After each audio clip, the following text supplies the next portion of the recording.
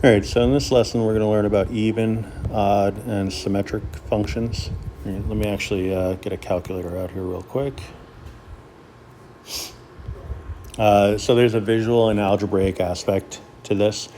We'll start off with odd versus even functions, and I'll get into a little bit of the theory, but mostly the approach. So we'll go into grapher and add an element. Function f of x to the fourth power plus 1. All right, so I'll plot the graph, and for this function, it looks like we're dealing with something that appears to be symmetrical.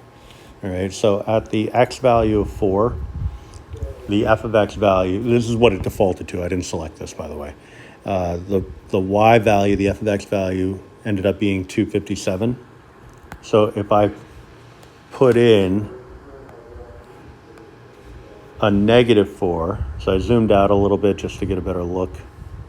You could also, before I even do that, minuses and pluses, so it's kind of quirky. But if I take this point and I put it at a particular location, if I hit the plus, it's going to keep that as kind of a default. If I put it over here, it'll do the same thing. It'll just kind of focus on only the points surrounding that particular point. So minuses to zoom out, pluses to zoom in. You could always go to auto to reset it, all right? But like I said, 4 was 257. If I want to type in a -4, it's a little weird. Type in the 4 first, and then put a negative out in front, right? Because the default setting for a minus is to zoom out. But you see here, I have also an f of x equals 257. Right? So that's showing symmetry across the y-axis. So if I had, let's say, I'll go to 5. Nothing crazy. 5 gives me 626. If I want -5, also 626. All right. So that gives us a relationship here for an even function, and we'll approach odd functions a little bit differently in a minute, but really all you're doing is testing to see that you get the same y value for opposite x values, all right? So the instructions here where it says test f of -x equals f of x, it's very notation heavy, but what it means is test to see, so see if negating x gives the same y. All right. It's really just establishing that you have coordinates x comma f of x leading to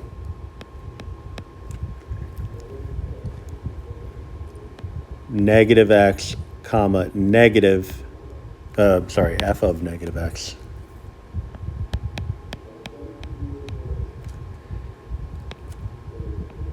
That these values would be the same, right? If it's an even function, those values will be the same, right? So theory-wise, it's notation dependent, which is one of the frustrating things in the early part of pre-calc, but once you get a handle on a notation, it starts to make sense. Now, I talked about symmetry, and you say, well, we haven't really addressed that. The symmetry test is the same as the test for an even function, right? Symmetry across the y-axis in particular. So the given equation is equivalent when x is replaced with the -x, which is what is happening here. All right? So, long story short, if you determine that a function is even you're also determining that it's symmetric over the y-axis, or with respect to the y-axis, or about the y-axis. Those terms are used interchangeably. So algebraically, the way I would verify this would be to take my original function and replace each x with a negative x. Simplify.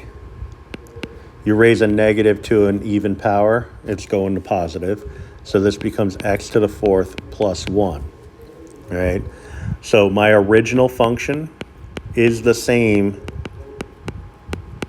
as the function when I substitute a negative x in. Therefore, I'll use 3 dots in the form of a triangle, which means therefore, f of x is even, all right? So that's the algebraic approach. I'll show you a case where it's odd. So we'll skip over 2 and go to number 3 real quick. All right, so I'll do the example first this time, and then I'll explain how it all works in a minute. So negative 2 x to the fifth plus 4x to the third minus x. All right, we're replacing every x with a negative x, so it's the same first step.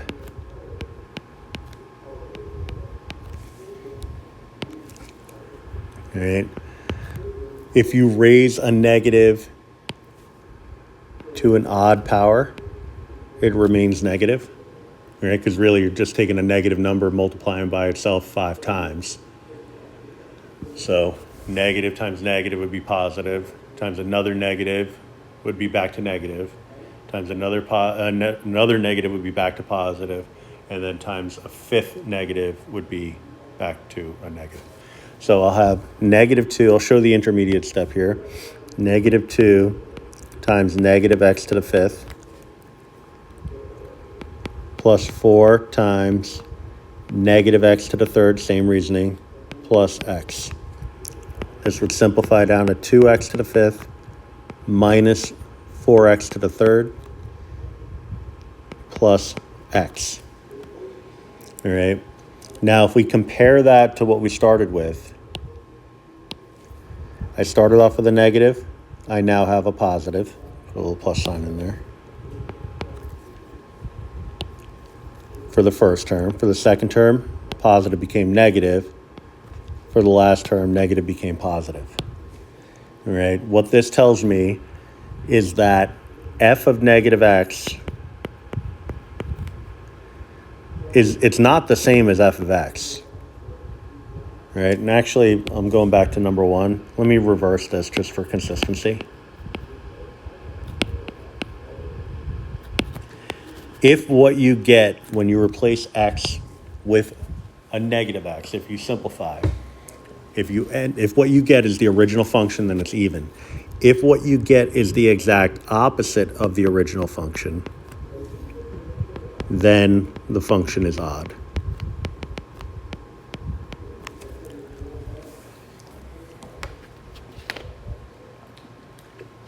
All right. So if it's exactly the same as what you started with, then it's even. If it's the exact opposite of what you started with, then it's odd. All right. Now, if it's even, it has y-axis symmetry.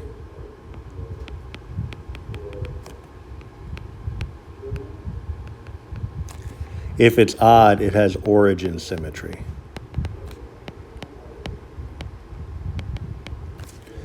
All right. Now we're only focusing on functions here.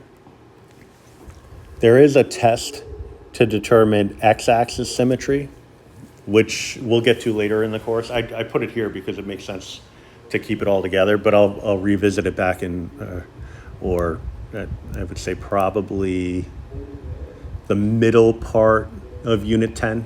All right, so it's very, very late in the year. All right, but the idea is that if a function is symmetric over the y-axis or the origin, that's fine. But if an equation is symmetric over the origin, then it's not a function because it would fail the vertical line test. All right, I'll give you a quick look at something like that. Let's say we have x squared plus y squared. That's not a y. y squared equals 4. Circle equation. All right. So I'll plot it.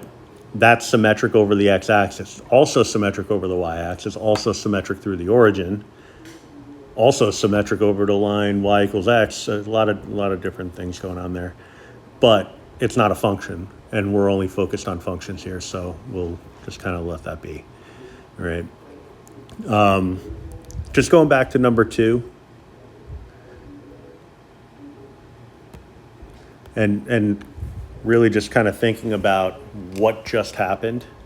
We replace in every test, we replace x with a negative x and simplify. So I'm going to do that again.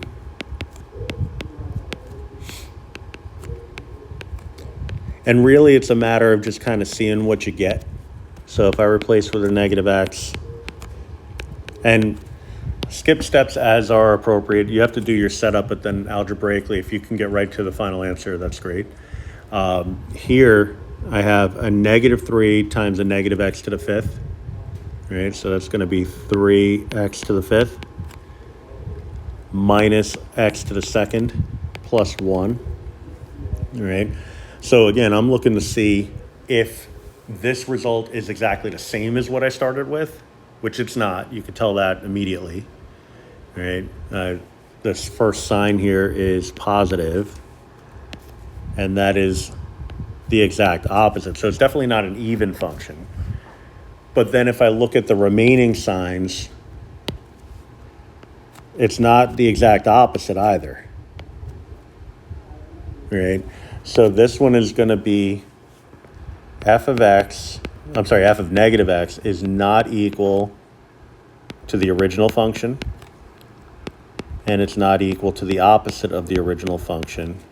So therefore, f of x is neither even nor odd. All right? And so at this point, we would say it has no symmetry. That's not necessarily true, because there could be a point of symmetry. It's just not one of the ones we care about, a point or line of symmetry, right? I'm only concerned with the x-axis, y-axis, or origin. So we'll say no symmetry, and then just kind of leave it at that. Now, one little shortcut that only really applies to polynomials, I'm going to go through and put all the missing exponents in each of these problems. All right, I'm going to let E be even and O be odd. All right, so we got an even and we got an even. 0 is an even number. We got an odd, and an odd, which I know is probably not the best choice because it looks like a 0, but it's not, right? Then here we have an odd, an even, and an even. All right, so what we get for this, and it only works for polynomials, if all of the exponents are even, the function is even, and therefore y-axis symmetry.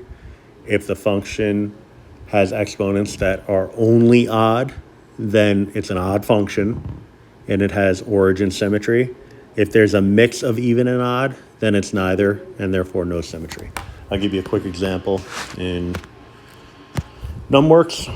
Let's say we have f of x is equal to, I'll go x to the 8th, power of 8, minus 3x to the 4th, plus x squared,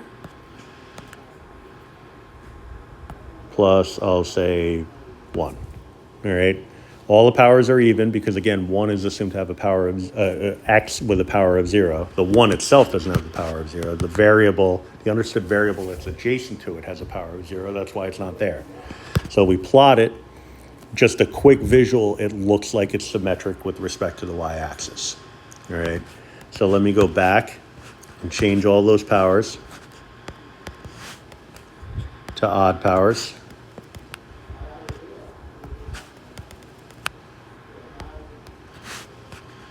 All right, power of 7, power of 3, power of 1. Plot the graph. Through the origin, it looks like if I take a point, let's say this point right here, flip it over the origin, it would land right there. That makes sense. This point, flip it over the origin, it would land right here. All right, and in fact, you can tell visually. I mean, the numbers aren't the nicest in the world. 0.5893186, 0.5893186, but negative. All right, so get that, and then I'll take this point here.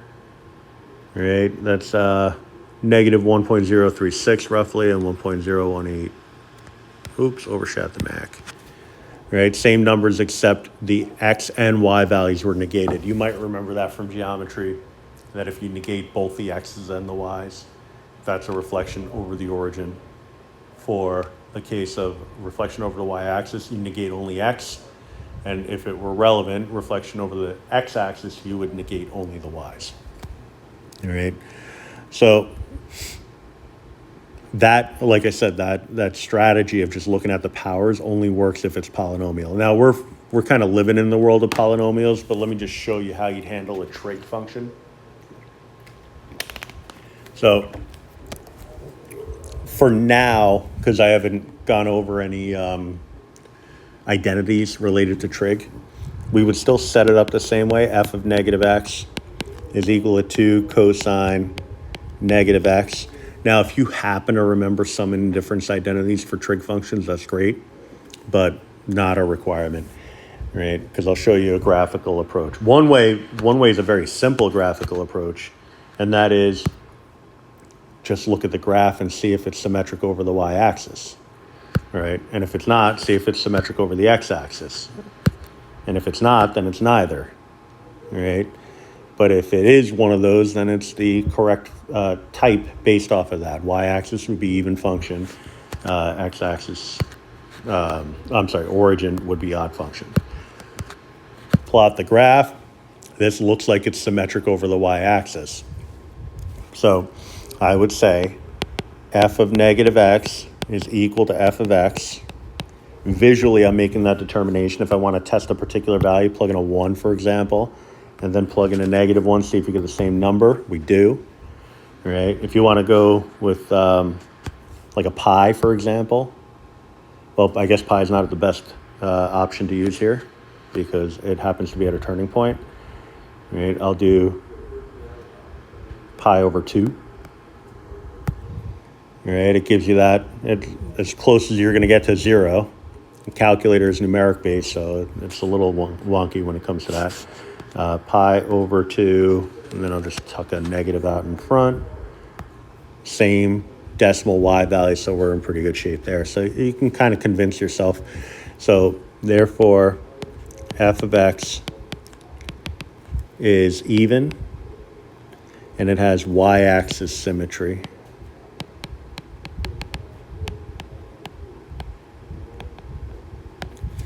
All right.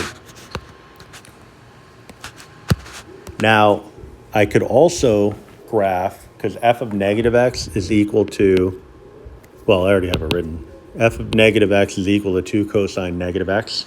So I could put in another equation, y equals 2 cosine negative x, and plot the graph. All right.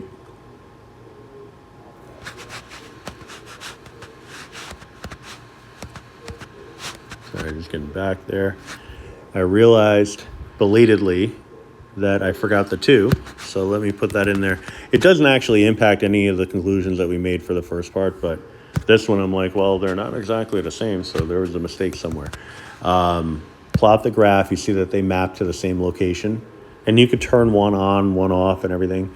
But remember what I was saying, the calculator handles graphs by making sure that any turning points that are relevant are listed, any x-intercepts and any y-intercepts. For trig functions, it handles it a little bit differently. It accounts for all those things, but since trig functions are infinite, right, the pattern continues forever and ever, it stops after a certain distance, usually negative 2 pi to 2 pi, but this one looks like it goes a little bit further, right? But here you can see that it does appear to be symmetric over the y-axis, but not the x-axis, right? And also, because f of negative x is the same graph as f of x, that satisfies the definition of being even, right? Now, for the remaining questions, you can look at them in some sort of mixture of the different ways. You do have to be prepared for me to ask you to do it by hand, right? So by the rules. I'm not for more than one instance on a test, but it is a possibility. So I might say justify algebraically. But if you're just asked to determine if it's even or odd, then you can look at the powers. This has a power of 3, power of 3, power of 1, power of 0. So this is neither. And it has no symmetry. So it's neither even nor odd, and it has no symmetry. This one, number 2, power of 4, power of 2, power of 0. This is even, and y-axis symmetry.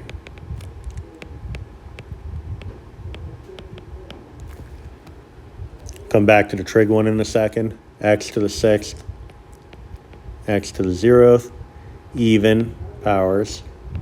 Y-axis symmetry.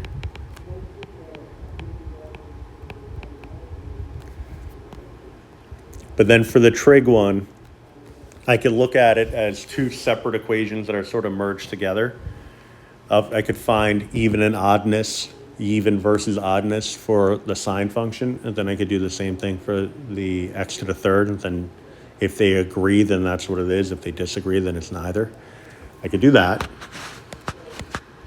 We've already established that we don't know the trig identities yet. So I'm going to put in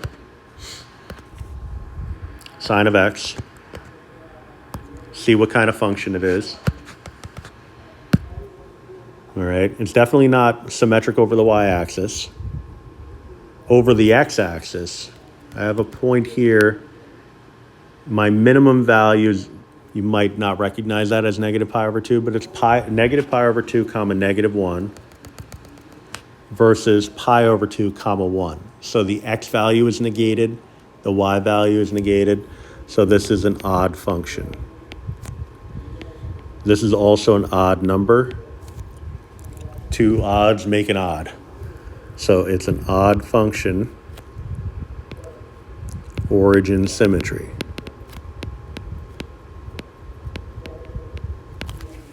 All right. But if I want to go the distance, which doesn't really amount to much beyond adding on an x to the 3rd, plot the graph. It looks like it has symmetry over the y-axis. I'll put in a clean number for x, 63.243 and so on. Then I'll put in a negative 4. Same decimal, but negative, right? So if you negate both the x and y values, you're looking at something that has origin symmetry, all right? So that's the lesson on even, odd, neither, and also x and origin symmetry. Again, we'll table the x-axis symmetry. I think it said x symmetry, y-axis and origin symmetry. We'll table the x-axis symmetry until later in the course. All right, so now you can move on to the worksheet.